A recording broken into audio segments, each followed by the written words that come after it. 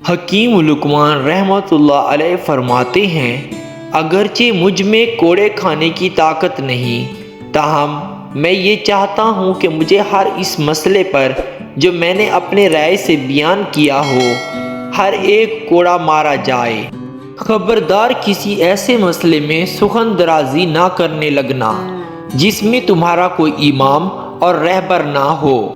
اگر لوگ تم میں ایسی صفات بیان کریں جو تم میں نہیں تو مغرور مت ہو، کیونکہ جہلوں کے کہنے سے ٹھیکری سونا نہیں بن جاتی۔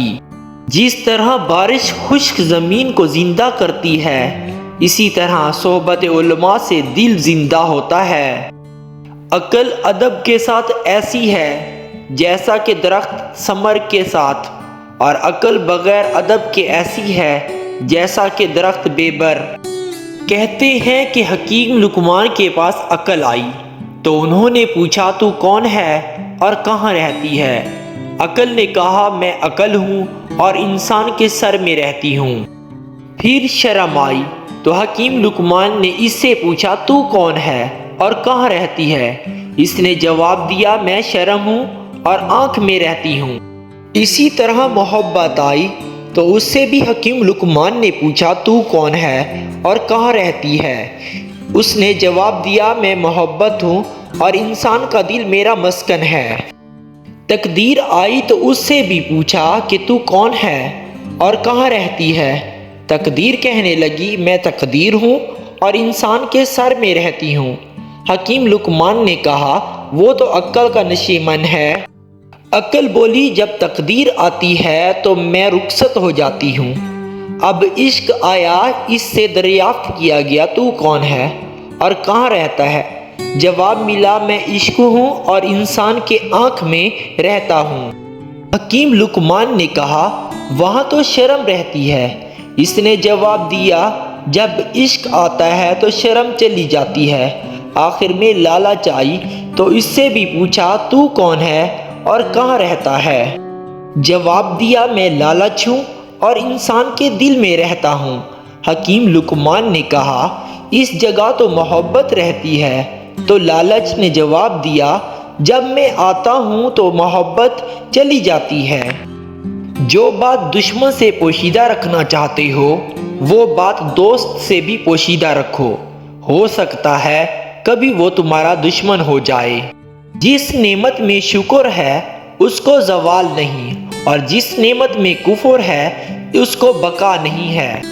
نفس کی درستگی میں مصروف رہو، اس سے صفات بد کی بجائے صفات نیک پیدا ہوں گے۔ انسان کو سب سے زیادہ تکلیف تب ملتی ہے جب وہ غلط انسان سے اپنی زندگی کی ساری صحیح امیدیں جوڑ لیتا ہے۔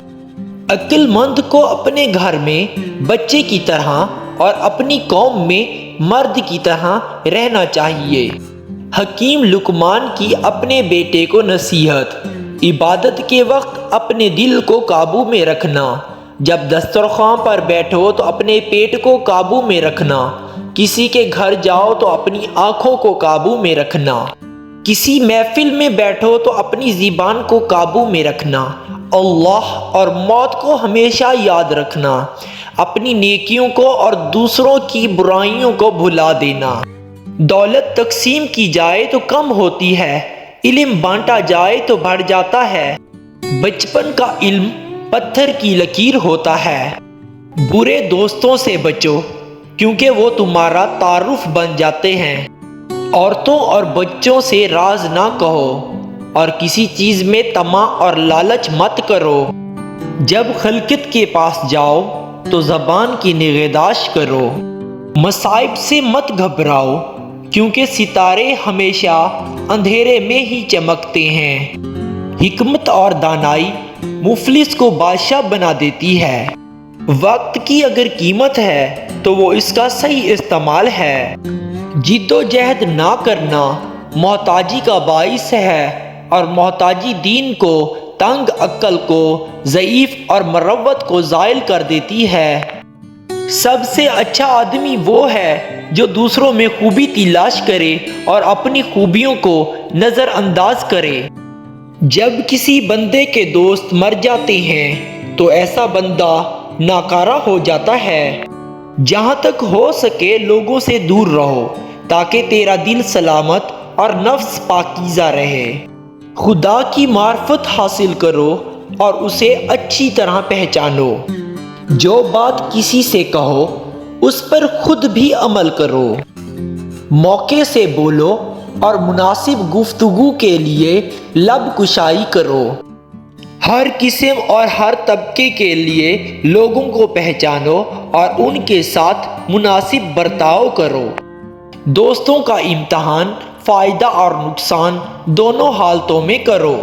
جس طرح تو برائی کو ناپسند کرتا ہے اسی طرح اپنے آپ کو ہمیشہ مدہ سراہی سے بھی بچائے رکھ۔ غیر محرم عورت سے کچھ سننا، خواہ وہ پردے میں ہو یا سامنے، وہ آزاد ہو یا باندھی، ہر صورت میں ناجائز ہے۔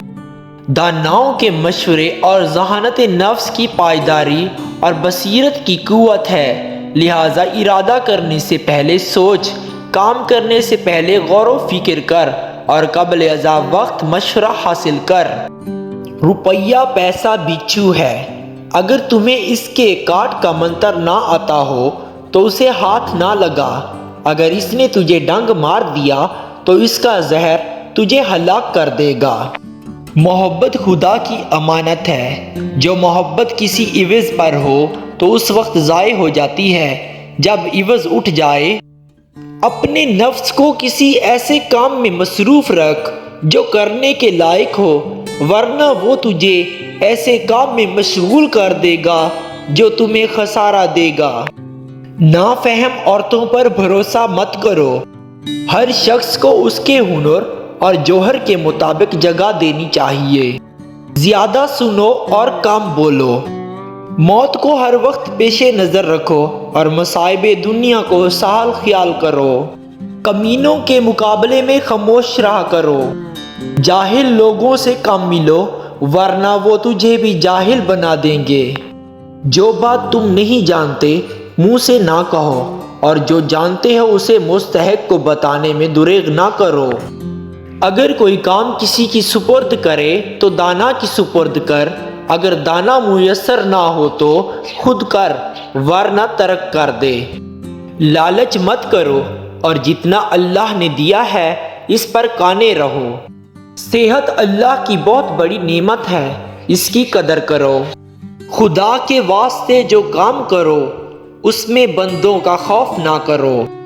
محبت نام ہے ارادوں کو ختم کر دینے، تمام صفتوں اور حاجتوں کو مردہ کر دینے اور اپنے وجود کو ارشادات کے سمندر میں غرق کر دینے کا۔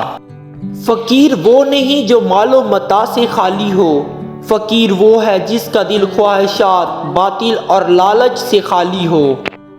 تمہاری گزشتہ واقعات پر حسرت اور آئندہ کی تدبیر کے خیالات نے اس موجودہ لمحے کی برکت کو تباہ کر دیا ہے۔